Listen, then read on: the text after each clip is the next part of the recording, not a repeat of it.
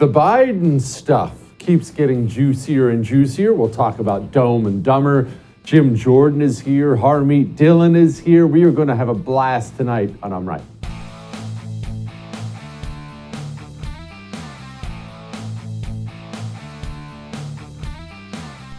Welcome to I'm Right. Time for Dumb and Dumber. What am I doing here?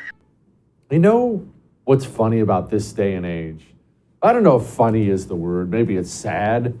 Maybe it is funny. Maybe it's all these things. I don't know, but something I've found about me in this day and age, and maybe you found this about you, is I don't trust anything anymore. Anything that comes from official sources. Nothing that comes out of the system do I trust it. I feel like I'm being lied to at all times, manipulated at all times. And I feel like the stories that get ignored are the real important stories. And the stories we talk about, not that they're not important, but they're not the biggest deal in the world. For instance, do you remember Joe Biden's vehicles burning in Nantucket? In case you forgot, just stay with me for a second, I'm going somewhere with this. Joe Biden is well known as someone who goes to Nantucket. I've been there once. It's an island off the Massachusetts, I think, wherever. It's an island in the Atlantic Ocean somewhere. It's very, very nice. It's apparently where a bunch of rich people go. I went there for a couple days one time. I was finishing a book. One of my business partners works there. It was very nice. It was very clearly a place where rich people go. Probably not necessarily my speed, but it was very nice. The Biden family's famous for going there. They rent these very expensive multi-million-dollar homes, and they just live it up. They've been doing this for years. In fact, the house we rented when we were there had a little picture of Joe Biden over the toilet in Nantucket. Probably a good place for him. Anyway, but Joe Biden, last time he went to Nantucket, after he left, not one, not two, not three, not four, but 5 vehicles that he had rented while he was there went up in flames. We mentioned it on the show. It was brief, but it was also odd. Now, we've all heard of a vehicle going up in flames. God forbid you were involved in one of those, but we've all had it. We've all had a crappy car when we were younger that was smoking on the side of the road, and we've seen them as we drive by on the highway. Vehicles go up in flames. I get that, but 5 of them? That's not something that happens. Oh, they were parked close together. I saw the video. They weren't parked that close together. 5 vehicles went up in flames. And because no one went anywhere with it, we didn't go anywhere with it, but a car going up in flames is always one of 3 things. You talk to any cop, he'll tell you it was either A, something mechanically wrong, that counts, an accident counts as that, B, an insurance job, or C, someone covering up a crime. It's only one of 3 things when a car goes up in flames. And I don't think it was an insurance job, and there wasn't any wreck. So, boy, that only leaves us with 1. And the reason I bring all this up now is Joe Biden, he goes to Delaware a lot. A lot. Now, it doesn't really matter if you're one of the communists who watch the show, or you're one of the people who watch the show because you agree with a lot of what we talk about here. None of this really matters at all. This is a fact, what I'm about to tell you. Joe Biden and the Biden family have a lot of very questionable connections, business-wise. I don't care who you are. I don't care if he's your favorite guy. If you got a Biden sticker on your car, it looks really bad. Joe Biden's history with China, with Russia, with Ukraine, the Biden family connections, it all looks really, really bad. And when you combine that with the fact that Joe Biden has been on vacation for 40% of his presidency, and much of that vacation time is Joe Biden going home to Delaware, that gets really interesting when you now know that they don't keep logs. They say there are no logs of who he met with in Delaware. Now, I want you to understand it's important you understand a couple things right now, because otherwise you'll just read that headline and we'll talk about it for a couple hours and then we'll move right along. A couple things about the visitor logs. One, White House visitor logs, as you probably already know, are a thing, and they're a thing for a reason. You, the American citizen, because you don't have a king, you have a president, a servant supposedly of the people, you have a right to know who is showing up at the White House to meet with the President of the United States of America. The President of the United States of America doesn't really get to meet with people at the White House because it's the people's house, doesn't belong to him. He doesn't get to meet at the White House with secret people. No. You have a right as an American citizen to know who Joe Biden is meeting with. So combine that with this little number. You don't just get to walk in and meet with the president like you would, say, me. If you ever see me out and about at a Red Lobster or something, you ever see me in an airport or something, you'll notice you can and should walk right up to me and say hi. I like to meet people. I like to shake hands. I like to hang out with normal people. You can't do that with the President of the United States for security reasons. If you want to be in the same room as the President of the United States of America, you got to get checked out. I had to go to Mar-a-Lago about 6 months ago for something, and Trump was going to be there. No, I didn't meet him. We didn't hang out or anything like that, but he was going to be there. He was going to be in the same room. I had to submit all my information months ahead of time so the Secret Service could check me out. There are records of who's been meeting with Joe Biden in Delaware, and yet they tell us there aren't records. I know there are records because these things must be investigated beforehand. You don't just get to show up, hi, my name's Mr. Chin, I'm from China, I'd like to sit down with Joe. Is he free for lunch today? No, that's not how it works. He has to have been checked out. Yet,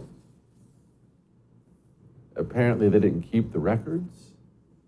And now you're seeing what I've been telling you over and over again. You only know all of this stuff about the records, about the classified documents because of Joe Biden's own people. Remember, it's his lawyers, it's his staffers that keep discovering these things. Why do his own people keep discovering these things? They keep discovering these things because Joe Biden is an incoherent, rambling mess, and they want the guy gone, and this is simply the leverage they're going to use to get him gone. If you live in one of those neighborhoods and you have the same exact car I have in the other neighborhood, you pay more for your insurance than that side. No basis for it, none at all, other than you're black and I'm white. That's not true at all. Not only shame on Joe Biden, shame on the Democrats for spreading filth like that, shame on every single American citizen who's too stupid to look into that and find out that that's an outright lie. So hungry to be a victim that you can't spend 5 minutes looking into that and figuring out it's a lie. Shame on all of you. But either way, that's not a winning campaign message. Joe Biden is a bad politician now. He always has been. But now that he's a walking cadaver, there's just nothing left in Joe Biden but lies and venom. Lies and venom. And this is part of the reason they keep discovering these documents. They want Joe Biden out. They believe it's Gavin Newsom time. Joe Biden has to go. But before he goes, I think it is important that you and we choose to take advantage of Joe Biden being there because Joe Biden being there does provide us with opportunities. One of the biggest opportunities he provides us with is because he has no more filter. His mind is so mushy now, he has no more filter. Joe Biden now routinely says out loud every single elected Democrat's thoughts. He says out loud their thoughts. For instance, you've probably noticed a theme with the most stupid Democrats out there. Eric Swalwell, Joe Biden. This theme is consistent. The theme is always this. Hey, you shouldn't have any private guns. Why shouldn't you have private guns? Because we, the government, we're in control of bigger guns, and we'll murder all of you if it comes to that. For some reason, we have F-15s has simply become an acceptable thing for the President of the United States of America to voice to the American people whom he's threatening with them. I love my right-wing friends who talk about the tree of liberty is water with the blood of patriots. If you need to work about taking on the federal government, you need some F-15s. You don't need an AR-15. Do keep in mind that they're pushing Joe out because he's a decrepit old man who's unpopular and says unpopular things, and it's time for Gavin Newsom. But don't be under the impression they're going to bring in old Vice President Dome as some kind of relief pitcher. I actually believe now that Joe Biden will be allowed to ride out his 4 years and retire. He's just going to decide not to run again. Why? Man, they can't afford to have Dome up there as president. There's a funny family story about how, so my mother's marching with the extended family. I talk about like Aunt Mary and Uncle Freddie in the book. And she would tell the story about how, so they're marching. And this is back when strollers didn't really have armrests and seatbelts. So they're marching away and, you know, shouting and all of that. And then I think it was my Uncle Freddie, you know, looked down and looked in the stroller, which was empty, and said, "Where's Kamala?" And apparently they left me like a block behind. I'd fallen out the stroller. There you go. And then my mother would tell a funny story about how, like one day and I was fussing and you know, and so I'm fussing and fussing. It's much cuter when she would tell the story, but she'd say, so then she would look down at me and, Kamala, what do you want? What do you want? And I looked back up at her and I said, freedom.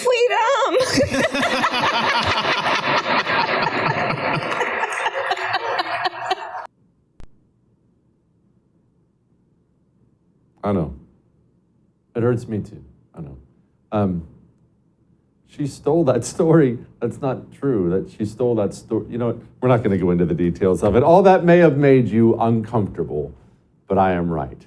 We have a great show for you. Congressman Jim Jordan, about to be the big cheese on the Judiciary Committee. What's he going to do with that kind of juice? Hopefully a lot. We're going to ask him what he's going to do. We're going to ask him next. Before we ask him that, let me ask you, are you stuck in a timeshare? You shouldn't be stuck in a timeshare. You should already call Lone Star Transfer. Why haven't you called Lone Star Transfer yet?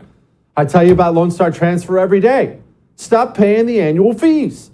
Stop paying the special assessments. Stop believing these ripoff artists when they tell you, oh, sorry, you're stuck. Read the fine print, page 20, paragraph Z. You're not stuck. Lone Star Transfer has heard all this. They've heard all this forever, and yet they've helped over 18,000 homeowners legally and permanently get out. They will get you out. Go to LoneStarTransfer.com if you don't want to talk on the phone, or make one phone call. One phone call, they guarantee they'll get you out in writing. Call 844-310-2646, all right? You are not stuck. Get out of your timeshare. We'll be back.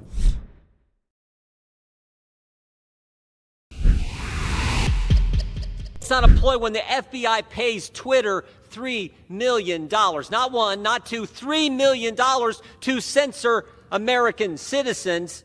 It's not a ploy when the Department of Homeland Security tries to set up a disinformation governance board, because we all know that the Department of Homeland Security can tell what's good speech and what is bad speech, what's I mean, you got to be kidding me. I tell you what, dozens of whistleblowers who've come talk to Republican staff on the Judiciary Committee don't think this is a ploy. That's why they came to talk to us. They know how serious this is. You've got to be kidding me. This is the most important. This is about the First Amendment, something you guys used to care about. Oh, we're going to get to all that with the House Judiciary Chairman, that feels good to say, and also chair of the new select subcommittee of the weaponization of federal government. I love that. That just sounds so wonderful. But before we get any of that, Congressman, let's get to this particular thing. The Ohio State Buckeyes, our Ohio State Buckeyes, missing a crushing field goal in the playoffs. The sting has not worn off for me yet. I'm still in pain here. Yeah, well, look, they could very well have been the very best team in college football. I mean, what a game that was with Georgia. And you know, our guy Russell is, our media guy is a big Georgia guy. But yeah, what a game that was. Oh, that whole weekend with the Michigan TCU game and then the Ohio State Georgia game, just great football to watch. Unfortunately, the Buckeyes came up on the short end of it all with, I mean, I think, you know what, it was funny. I forget who was announcing, but the announcer said, if you've ever played any golf, he had a great analogy. He said, it's like when you try to overswing in golf, you always hit it. You know, at least I do, a hacker like me. You always hit it bad. You got to swing smooth. And this kicker, I think, it sure looked like he tried to overkick it. And, you know, God bless him, there's a lot of pressure, but wish it would have went in, but unfortunately it didn't. It hurts me. Well, good. You know what?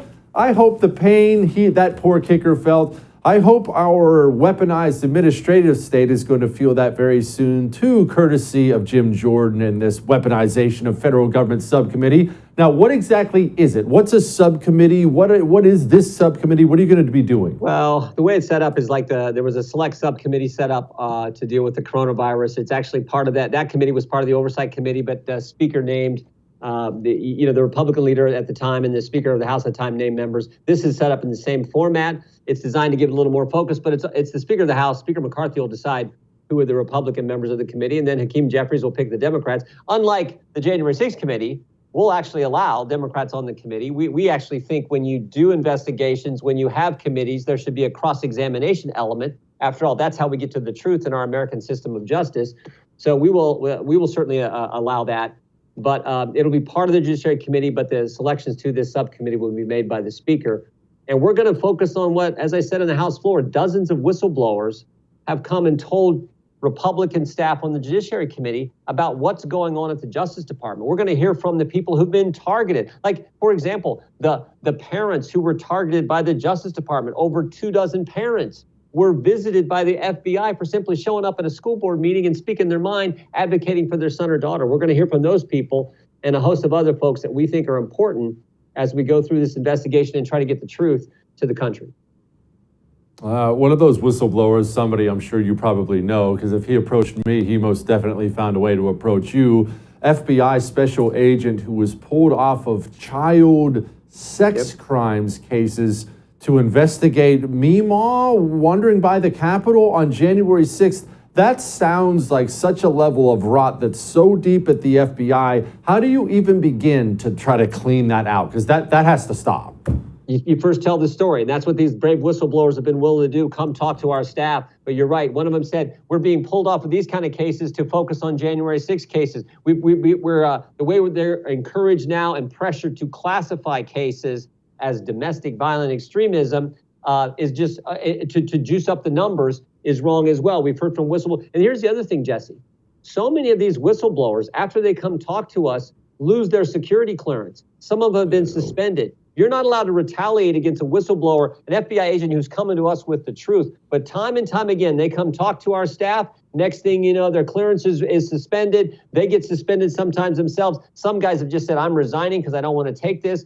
This is how political it's become. And of course, not to mention the agents who come talk to us about the same thing we've learned from the Twitter files, where there was this cozy relationship between big government and big tech to keep information from the American people. The idea that we were paying your tax dollars, your listeners and viewers' tax dollars, going to the FBI to censor speech and keep information from the American people, and maybe more importantly, to shape and mold the narrative. Our government was involved with big tech to do that.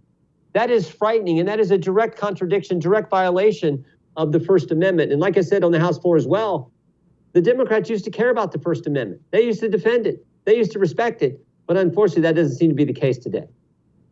It doesn't seem to be the case today. And man, it is amazing how fast things changed. And speaking of how fast things changed, it seems like it was just 15 minutes ago that taking classified documents as the President of the United States was a matter of national security. My goodness, Let's send the FBI, throw the cuffs on him. Well, apparently Vice President Joe Biden took all kinds of stuff and just started chucking them all over the place, including Hunter Biden having access to these things.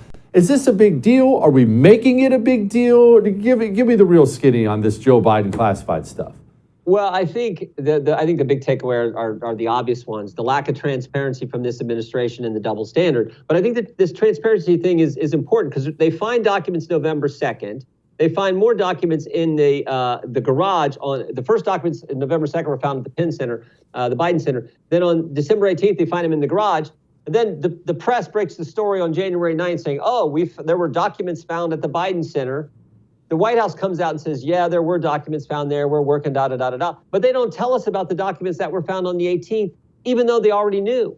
I mean, so time and time again, and yet they say they're being transparent. So I think that's a problem. And then, of course, there's the double standard, which, again, this is why we have this select committee to focus on this unequal application of the law, which is not supposed to be how it works in this great country. But that's what we see. And we're seeing it right here with this classified document. Jesse, I remember asking Secretary Clinton, this is several years ago in the Benghazi hearing, one of the rounds of questions I asked her, I said, Madam Secretary, you've got 60-some thousand emails on your personal computer. We don't need to see the personal ones. We don't need the ones to see the ones that are about your family. That's privacy. This is the way America works. We don't want to see that. We shouldn't see that. But we don't exactly trust you and your lawyers to give us the ones that we are entitled to see.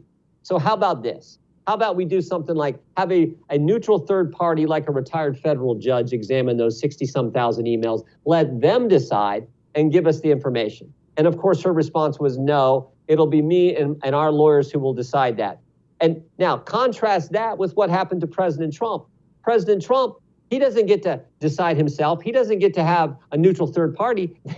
They just show up at his house and raid his home 91 days before the midterm election. And again, that is what so frustrates Americans. One set of rules for the politically connected, a different set for us regular people, a different set if you're a Republican. Congressman, go get him. I appreciate you. We're rooting for you. Thank you, brother. Thanks for all you do. All right. Harmeet Dhillon is running to be RNC chair. That vote is coming up real soon. Let's talk to her about that in a second. Before we talk to her, let me talk to you about Eden Pure. You know about the thunderstorm, the air purifier. I'm not going to go into that.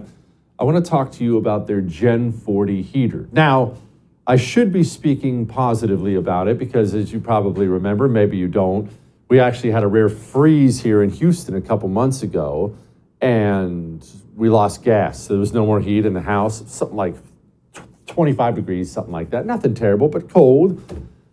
Eden Pure had just sent me my Gen 40 heater, plopped that bad boy down in the living room, not a little bit warmer, flat out toasty, uses infrared heat.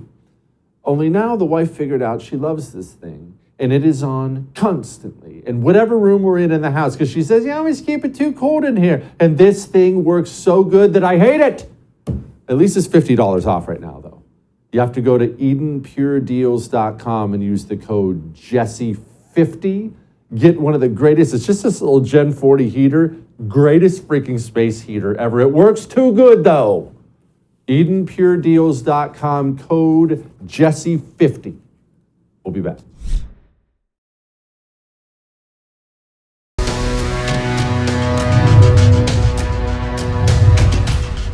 You know, you're going to talk about big spending Democrats again? These guys are the fiscally demented, I think. They don't quite get it.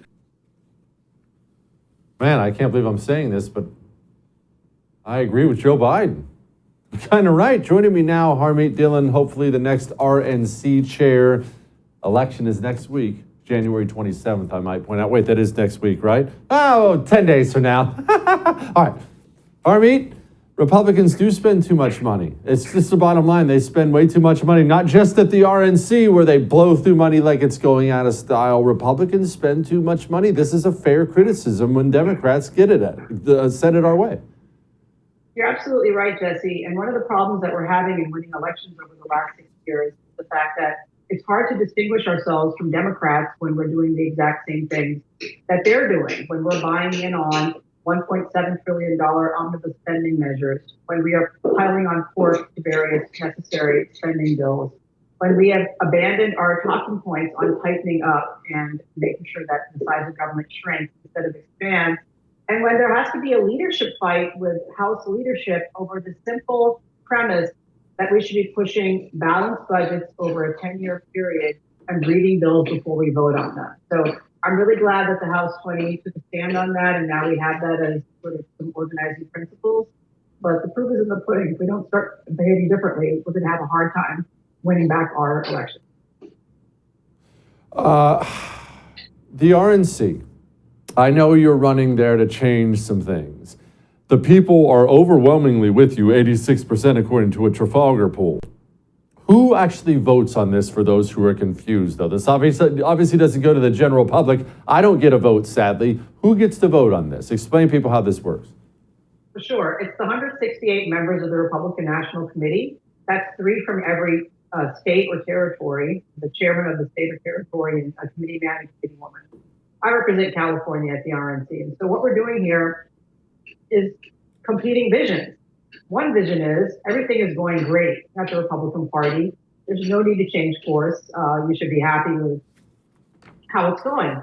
And my vision is a different one. I feel like we need to be changing and adapting to the current situation in terms of how we vote in America, in terms of how we communicate with voters through modern methods of communication, in terms of standing for our principles and being very clear and clear-eyed about it, and in terms of being efficient and hewing to conservative principles in how we raise and spend money.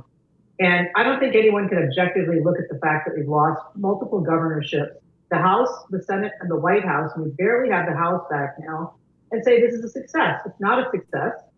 But secondly, our current chair was installed into place when President Trump became the president, and she was one of many potential choices. And so when you lose the White House, you typically leave because you haven't succeeded. And so she didn't leave 2 years ago, and people gave her a third in what she promised to be a final term, and now she's running for a fourth term. So I think you have to look at this and say, if you're satisfied with 3 cycles of loss, and we're signing up for a fourth one, what does that mean for the future? It seems like the party isn't willing to fight to win.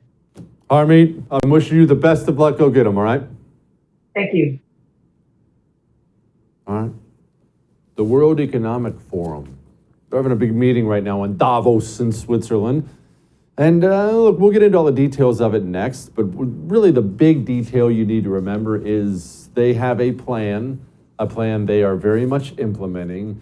The plan is to wipe you out financially, to make you completely dependent on the government digital dollar, tracking every dime you spent. Oh, you spent too much on beef this month. Sorry, you're cut off. Your digital dollar has been declined. This is not some weird dystopian future. This is now. Do you have gold and silver? And I mean it in a couple different ways. Do you have it physically in your hands? Because if I was to hand you a gold coin from Oxford Gold Group, and I was to put you in a time machine and teleport you 2,000 years in the past, you could take that gold coin and go buy goods and services, food, whatever you need with it. And if I was to put you in that same time machine and teleport you 5,000 years in the future from now, it doesn't matter what's out there, flying cars, everything, you would be able to take that gold coin and buy something with it. That's lasting wealth they can't destroy. Oxford Gold Group will send it to your front door. They'll also put it in your 401k, your IRA if you're worried about them crushing the market again, and you should be. Phone call, one phone call. I sent my own father here. These guys are wonderful. Just tell them Jesse told you to call. Call 833-995-GOLD. Tell Oxford Jesse told you to call. They'll take special care of you. 833-995-GOLD.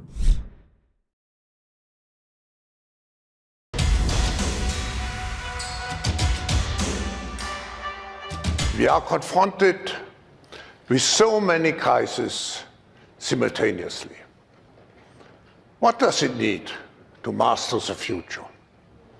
I think to have a platform where all stakeholders of global society are engaged. Master the future. Stakeholders. Man, that stuff sounds nice. I don't know what Mark's problem is. Joining me now, Marc Morano, author of the book, The Great Reset. Mark, I don't know what your problem is. Why don't you want to be a stakeholder and master the future? What's wrong with these things? It sounds so nice. Well, the problem is we're not on the inside team. The stakeholder, as defined by the World Economic Forum, is going to be a corporate CEO, a billionaire, a woke activist, someone from academia or elite corporate media. Unless you're one of those, you're not going to fare too well as they embrace this frightening future they have in store for us. And they're very clear about what that future is. You'll own nothing. You'll be happy. You won't have any privacy. Life will never be better. Meat will be a rare treat. You'll be, U.S. will no longer be a superpower. And we will, anything you want will be ordered up by drone. So if you want to get a blender for your kitchen, you can just hit a little app and magically in this utopian socialist future, a little drone will come deliver it. You'll use it for a half hour and then it'll come pick it up. They actually believe they can have this efficient bureaucratic future where your every want is met and you will own nothing. Mark, I remember Henry Kissinger, I never know how to say his name. I went to community college, but I do remember hearing him say one time, he was talking about propaganda and sayings like support the troops. He was talking about that one specifically. He said it doesn't mean anything, but you can get everybody to repeat it and support it, and it's virtually meaningless. It can mean whatever the sayer of it says, whatever they want. I can't help when I hear things like master the future. I can't help but think about that support the troops thing. What does it actually mean? What are they talking about? Well, they actually believe they are central planners and they are ideologues. They actually believe that they can micromanage every aspect of our lives. And this is happening. People say, well, with the Great Reset, some conspiracy theory. No, we're living in it now. Intentionally collapsing of our energy, intentionally collapsing of our agriculture, intentionally collapsing of our transportation. Just as an example of how you master the future, you can have one meta-analysis study done on gas stoves by an activist group that has the former UN climate envoy Todd Stern on it, who helped the architect of the UN Paris Agreement, and a group who called Carbon-Free Buildings wants to get rid of all the CO2 in buildings. They do a study, and the head of the Consumer Protection Safety Division of the United States government starts openly talking about banning gas stoves in new homes. That's how things are done. There's no democracy. So when they say master the future, they mean master eliminating us. And you and I, Jesse, that's what he really means when he says it. Because ultimately, we're not going to have a say by any democracy in any consequential decision in our lives. Just look at what's happening now. Ban on gas-powered cars. We didn't vote for it. All done through the bureaucracy. Ban on high-yield agriculture, done through these vague net zero things that are then court-ordered and done by politicians and the bureaucracy. A ban on meat eating, which is going after methane and animal agriculture. It's all done in a way where we have no direct vote. There's no input of democracy. There's no hearings. There's no town halls. We just wake up every day and there's some new ban that's happened without our consent or knowledge. Mark, some of this stuff, well, you know what? Brian Stelter's there. I'm going to play this, and I'm going to ask you a question. Here's Brian. Okay. I'll tell you a brief, funny, maybe not funny story. So I leave CNN, and there's a crazy website that posts an article saying I was arrested by military police. And then I have a fact-checking email, and I don't know whether to reply to the fact-checker and bother with this, right? Same website a month later says I've been executed at Guantanamo Bay. So the fact-checker emails me again. And I say, well, do you want to take my pulse? How do I disprove that I wasn't executed? And so to me, that is amusing and ridiculous. Mark, it feels like some of this stuff is openly mocking us to our faces. Brian Stelter is a gigantic goober and always has been, really a feature that's been mocked pretty universally out there. Yet they bring him in to speak as some media expert. I feel like a lot of this is purposely rubbing it in the peasants' faces. It really is. They get the most buffoonish, cartoonish individuals, rub them in our face as though we're supposed to be impressed. He has obviously straw man arguments. You know, I did a whole book on the Great Reset, and I assure you, there was nothing in it about Brian Stelter being put at Guantanamo. So he comes up with absurd scenarios of who knows what he's talking about, and that's how he debunks. There's no conspiracy about the WF because, look, I'm still alive. And the idiot watching is like, oh, well, if Brian Stelter's alive, it must all be a hoax. This is the way they want to treat it. They're just trying to marginalize and diminish. But it's fascinating because at this World Economic Summit this week, you have all the major players. Now, there's some talk. People like George Soros may not be there. There was some health concern about Klaus, but he apparently is going to be, he is fine.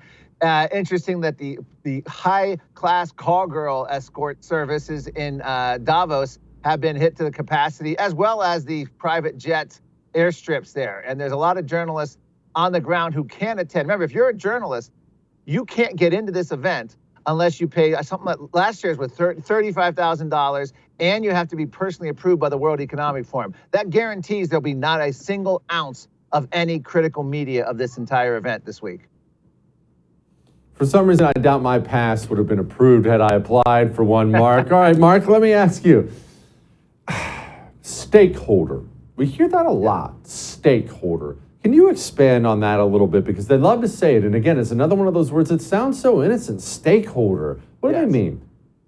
Well, he actually, Klaus Schwab invented, when he started the 1971 World Economic Forum, he invented the concept of, or co-invented, the stakeholder capitalism. And what that means is as stakeholders in a company, it doesn't really matter whether that company makes profit, makes loss, returns money to investors. What matters is whether any entity, company is doing good for the community and the nation. So what this has evolved into, stakeholder capitalism, it's really the end of capitalism. It's no longer about profit loss. It's about how your company adheres to essentially woke values. Black Lives Matter, critical race theory, transgender ideology, LGBTQ, climate, energy, environment, social governance. That is what they mean by stakeholders. In other words, every citizen on the planet who they now represent, this woke, progressive World Economic Forum vision is now the stakeholders representing all these people around the world, and it's no longer about profit loss. It's about implementing their agenda. So a company is no longer evaluated on this, and that's why every corporate board now quakes at the sight of progressive climate activists or LGBTQ or critical race, because they are bowing to that whole agenda. Stakeholder capitalism is catching on globally, and it's going through the EU like wildfire right now, and they want to now convert essentially the internet to that, and that's what they're working on. Again, anything you do that's not woke, as they define it, you can be banned, and that includes whether it's your text, your Gmail,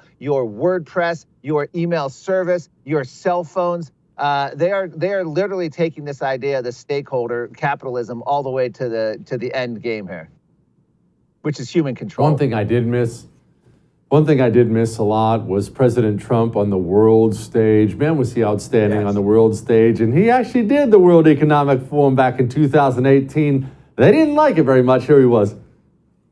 Regulation is stealth taxation. The U.S., like many other countries, unelected bureaucrats, and we have, believe me, we have them all over the place. And they've imposed crushing and anti-business and anti-worker regulations on our citizens with no vote, no legislative debate, and no real accountability. In America, those days are over. As President of the United States, I will always protect the interests of our country, our companies, and our workers. We are lifting self-imposed restrictions on energy production to provide affordable power to our citizens and businesses and to promote energy security for our friends all around the world. Wow. Gosh, that's outstanding. But Mark, our Republicans that we're currently sending this year, I don't think they're talking like that as they show up there. No, in fact, I just got back from the Egypt UN summit. Exact same thing, opposite of what Trump. Republican delegation went. They didn't go to the UN summit to condemn the United Nations, the climate agenda, wokeism.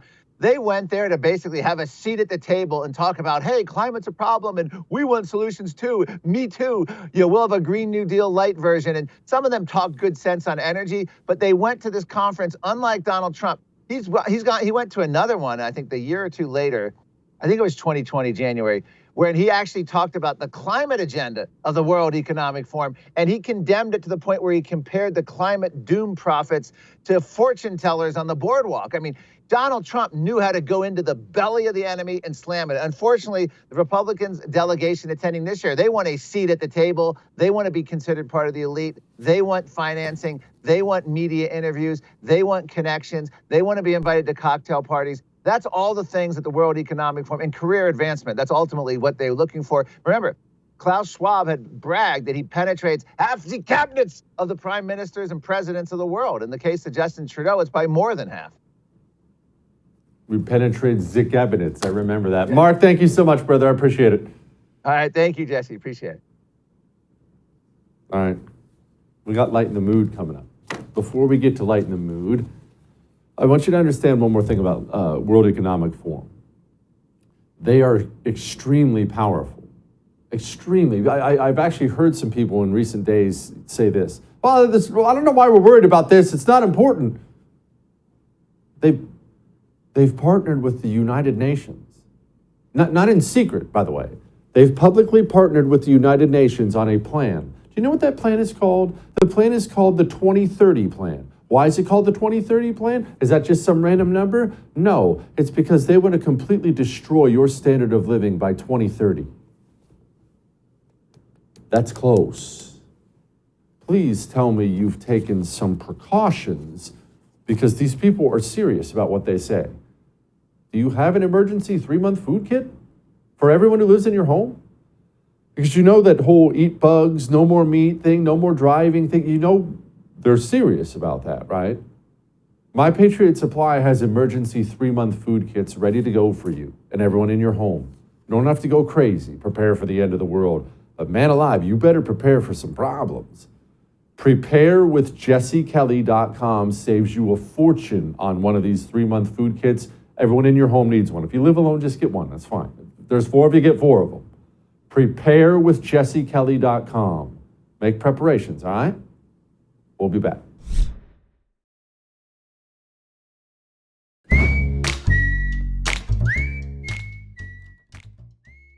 You know what's underrated as we lighten the mood today? Diversity. Now, I know what you're saying, Jesse, that doesn't sound like you at all. You actually have been vocally against diversity and inclusion, and that's true. I'm against diversity and inclusion. I believe in exclusivity. I believe in discrimination. I'm a big fan of all those things. I believe you discriminate against anything you truly care about. But diversity does have some benefits. When you focus on hiring for diversity reasons, what you'll get is an idiot who isn't qualified for the job. And obviously that's bad overall. I mean, the job suffers, everyone suffers, but it's also hilarious. So if you're picking out a press secretary and you pick out a woman because she's a woman, she's black, and she's a lesbian, so you went for the triple woke trifecta, and that's the reason you picked her, only she can't speak, that ends up being quite funny most of the time. Pope Emeritus Benedict XVI was done in a bipartisan, bicameral way. Bipartisan support. Dr. John Clauser, who won the Nobel Prize in Physics, and Dr. Douglas Diamond, who won the Nobel Prize in Economic Sciences. Okay, the Vice President will visit the DMZ. Nearly 70 years since the Korean armistice, using energy, they're weaponizing energy, and it's choosing to one of the things that has been out there, to shut down the pipeline of Nord Stream 1, instead of risking their lives at the hands of human strugglers. Human strugglers. Nordstrom. I'll see you tomorrow.